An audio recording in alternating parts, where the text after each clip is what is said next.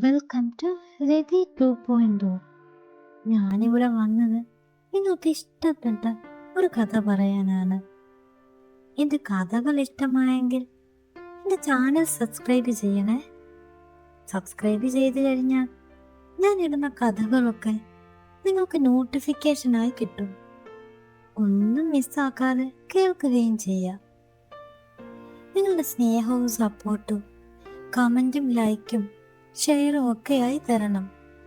പിന്നെ നമ്മുടെ ടെലിഗ്രാം ചാനലിലേക്ക് വന്നാൽ ഫുൾ ഓപ്പൺ വേർഷൻ അവിടെ നിങ്ങൾക്ക് കേൾക്കാൻ പറ്റും. ഇന്നത്തെ കഥയിലേക്ക് കടക്കാം. ഇന്നത്തെ കഥയിലെ താരങ്ങളെന്ന് പറയുന്നത് കൃഷ്ണയും അവളുടെ ബോസുമാണ്. കൃഷ്ണയെ കുറിച്ച് പറഞ്ഞാൽ 26 വയസ്സുണ്ട്. കല്യാണം കഴിഞ്ഞു. ഹസ്ബൻഡ് ഡൽഹി ജോലി ചെയ്യുന്നു. 3 വയസ്സുള്ളൊരു മോളുമുണ്ട്. നല്ല സുന്ദരിയായിട്ടുള്ള കൃഷ്ണ. അവൾ നടന്നു പോകുമ്പോൾ നാട്ടിലെ ആണുങ്ങളെല്ലാം നോക്കി ഒരു നിപ്പുണ്ട്. ഇപ്പോൾ നിങ്ങൾക്ക് മനസ്സിലായി കാണുമല്ലോ കൃഷ്ണയുടെ രൂപവും അവളുടെ ഭംഗിയുമൊക്കെ. ഇനി ഈ കഥ പറയുന്നത് ഞാനല്ല, കൃഷ്ണയാണ്. കുറച്ചു നാളായി എൻ്റെ ബോസിന് എന്നോടൊരു പ്രത്യേക താല്പര്യം ഞാൻ ശ്രദ്ധിച്ചു. അങ്ങനെ ഇരിക്കെ ഓഫീസിൽ നിന്നും ഒരു ടൂർ ഫിക്സ് ചെയ്തു. 2 ഡേയ്സ് ട്രിപ്പ്. വാഗമൺ കണ്ടു മടങ്ങുക, ഇതായിരുന്നു പ്ലാൻ. ട്രിപ്പ് പോകുന്ന അന്ന് രാവിലെ തന്നെ എല്ലാവരും ഓഫീസിലെത്തി. ബസ്സിൽ എൻ്റെ ബാഗൊക്കെ എടുത്ത് വെക്കാൻ ബോസ് എന്നെ ഹെൽപ്പ് ചെയ്തു. ബസ്സിൽ എൻ്റെ അടുത്തിരിക്കാനുള്ള ബോസിന്റെ ശ്രമത്തെ എൻ്റെ ഫ്രണ്ട് അരുണിമ നൈസായി അങ്ങ് തടഞ്ഞു.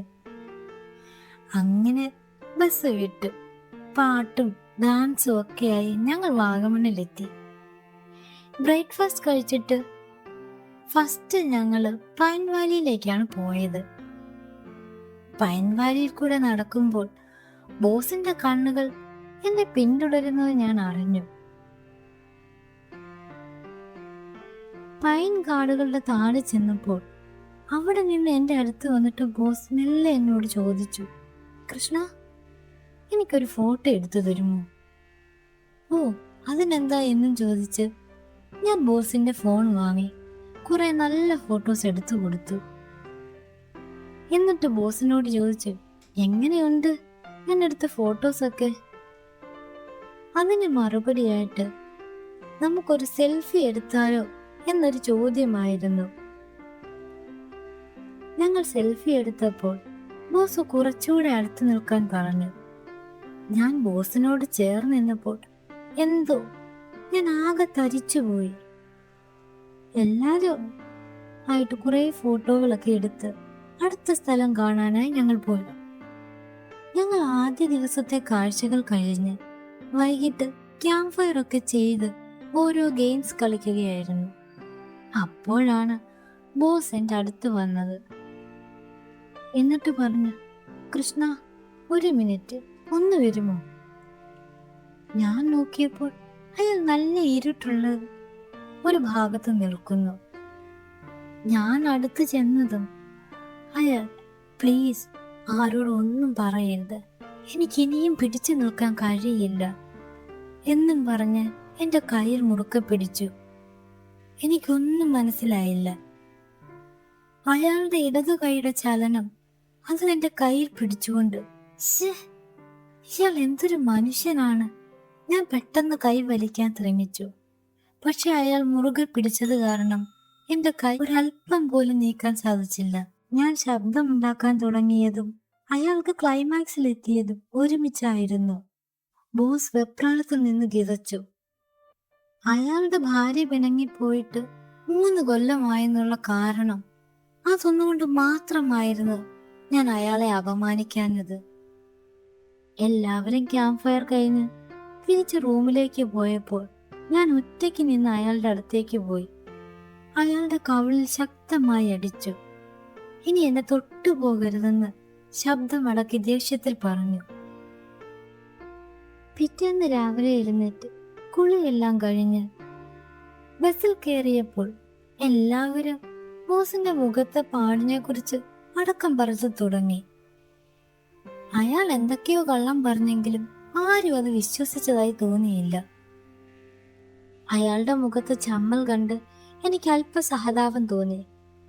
ഒന്ന് രണ്ടിടങ്ങളിൽ വണ്ടി നിർത്തിയപ്പോഴും അയാൾ ബസ്സിൽ തന്നെ ഇരിക്കുന്നത് ഞാൻ ശ്രദ്ധിച്ചു. എന്നെ ഫേസ് ചെയ്യാനുള്ള മടിയാണെന്ന് എനിക്ക് മനസ്സിലായി. ഓഫീസിൽ ഇത്രയധികം സ്ത്രീകൾ ഉണ്ടായിട്ടും ആരും അയാളെ പറ്റി മോശം ഒന്നും പറഞ്ഞിട്ടില്ല. എന്നോട് കാണിച്ച അതിക്രമവും നോട്ടവും അയാൾ വേറെ ആരോടും കാണിച്ചിട്ടുമില്ല. അടുത്ത തവണയും അയാൾ ബസ്സിൽ നിന്ന് ഇറങ്ങാത്തത് കണ്ടപ്പോൾ ഞാൻ തലവേദനയെന്ന് കൂടെയുള്ളവരോട് കള്ളം പറഞ്ഞ് ബസ്സിൽ തന്നെ ഇരുന്നു. ഞാൻ ബോസിനോട് പറഞ്ഞു, ഇങ്ങനെ ഒരിടത്തിരിക്കണ്ട, ഞാൻ ആരോടും ഒന്നും പറഞ്ഞിട്ടില്ല. ഇനി ഇത് ആവർത്തിക്കാതിരുന്നാ മതി. അടിച്ചതിന് സോറി. ഇത്രയും പറഞ്ഞ് ഞാൻ എൻ്റെ സീറ്റിൽ പോയിരുന്നു. മൊബൈൽ എടുത്ത് ഫോട്ടോസ് നോക്കിക്കൊണ്ടേയിരുന്നു. പെട്ടെന്ന് അയാളുടെ വാട്സപ്പ് നമ്പറിൽ നിന്നും എനിക്കൊരു മെസ്സേജ് വന്നു.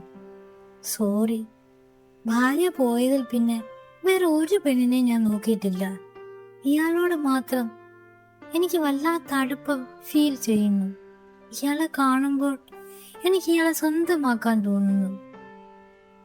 ഇയാളുടെ സാമീപ്യം എന്നെ മറ്റൊരു രീതിയിൽ ചിന്തിപ്പിക്കുന്നു. അതാണ് പെട്ടെന്ന് അങ്ങനെയൊക്കെ സംഭവിച്ചു പോയത്. ഇയാൾ ഒരു ഭാര്യയല്ലേ, ഇയാൾക്ക് മനസ്സിലാകുമെന്ന് വിശ്വസിക്കുന്നു. മെസ്സേജ് വായിച്ച ശേഷം ഞാൻ അല്പനേരം മിണ്ടാതെ ഇരുന്നു. കുറച്ചു കഴിഞ്ഞ് ഞാൻ ഐ അണ്ടർസ്റ്റാൻഡ് യുവർ ഫീലിങ്സ് എന്ന് റിപ്ലൈ കൊടുത്തു. പക്ഷേ ഇനി ബലമായി ഇത് ചെയ്യരുതെന്ന് അയാളോട് നേരിട്ട് പറഞ്ഞു. എനിക്ക് ഒരു ഫേവർ കൂടി വേണം, പ്ലീസ്. അയാളുടെ അടുത്ത മെസ്സേജ് വന്നു. ഞാൻ എന്ത് എന്ന് റിപ്ലൈ നൽകി. ഇപ്പോൾ ഞാൻ ചെയ്തോട്ടെ, നമ്മൾ മാത്രമല്ലേ ഉള്ളൂ, പ്ലീസ്. ഞാൻ എന്ത് റിപ്ലൈ നൽകണമെന്നറിയാതെ പതറി. ബോസ് തിരിഞ്ഞെന്നെ നോക്കി. ഞാൻ അയാളെ നോക്കാതെ ആരെയും കാണും മുമ്പേ എന്ത് വേണമെങ്കിലും ചെയ്തോളാൻ പറഞ്ഞു. അയാൾ ശക്തിയായി ചെയ്യുന്നത് എനിക്ക് അയാളുടെ സീറ്റിന്റെ ചലനത്തിൽ നിന്ന് മനസ്സിലായി. ഞാൻ എൻ്റെ മനസ്സിന്റെ ശ്രദ്ധ അതിൽ നിന്ന് മാറ്റി വെക്കാൻ ശ്രമിച്ചു. പെട്ടെന്ന് ബോസ് എൻ്റെ ഇടതുവശത്തെ സീറ്റിൽ വന്നിരുന്നു. കൃഷ്ണ, ഒരു തവണ എൻ്റെ കയ്യിൽ പിടിക്കാമോ, പ്ലീസ്? അപ്പോഴേക്കും എനിക്കും എന്തൊക്കെയോ തോന്നി തുടങ്ങിയിരുന്നു. അയാൾ എൻ്റെ നേരെ കൈ നീട്ടി. ഞാൻ എൻ്റെ ഇടതുകൈ കൊടുത്തു. അയാൾ എൻ്റെ കയ്യിൽ മുറുകെ പിടിച്ചു.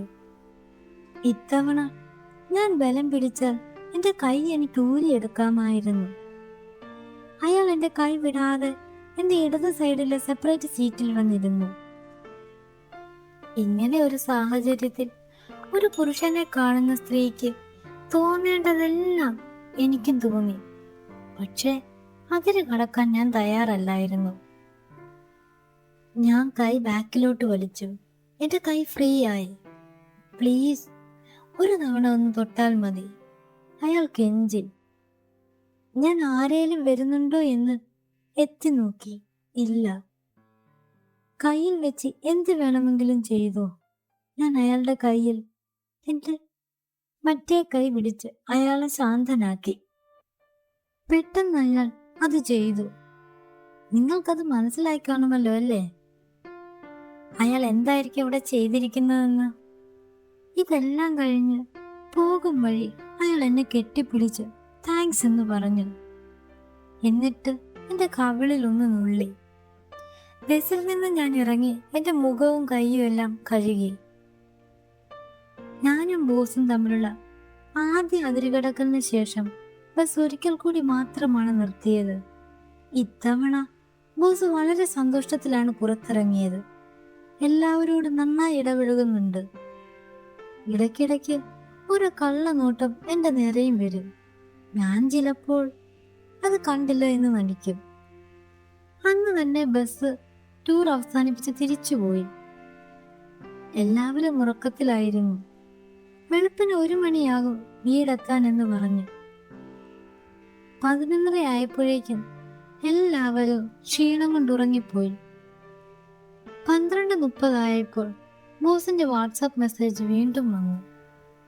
Thanks for today. ഞാൻ റിപ്ലൈ അയക്കാതെ ഫോൺ സൈലന്റ് മോഡിലാക്കി. പെട്ടെന്ന് അടുത്ത മെസ്സേജ്. ട്രിപ്പ് തീരും മുമ്പ് ഒരു അവസാന വിഷ് കൂടി തീർക്കാൻ സഹായിക്കാമോ? അപ്പോ നമ്മുടെ കൃഷ്ണയുടെയും അവളുടെ ബോസിന്റെയും സ്റ്റോറി എല്ലാവർക്കും ഇഷ്ടപ്പെട്ടോ? ഈ സുന്ദരിയായ കൃഷ്ണയുടെ കഥയ്ക്ക് ലൈക്ക് ചെയ്യാൻ മറക്കല്ലേ. ബോസിന്റെ വിഷയം എന്താണെന്നറിയാൻ നമ്മുടെ ടെലിഗ്രാം ചാനലിലേക്ക് പോലെ ഫുൾ ഓപ്പൺ വേർഷൻ നിങ്ങൾക്ക് അവിടെ കേൾക്കാം. അപ്പോൾ എന്റെ ചാനൽ സബ്സ്ക്രൈബ് ചെയ്യാനും ലൈക്ക് ചെയ്യാനും ഷെയർ ചെയ്യാനും കമന്റ് ചെയ്യാനും മറക്കല്ലേ. പുതിയൊരു കഥയുമായിട്ട് വീണ്ടും കാണാം. അതുവരെ ബൈ.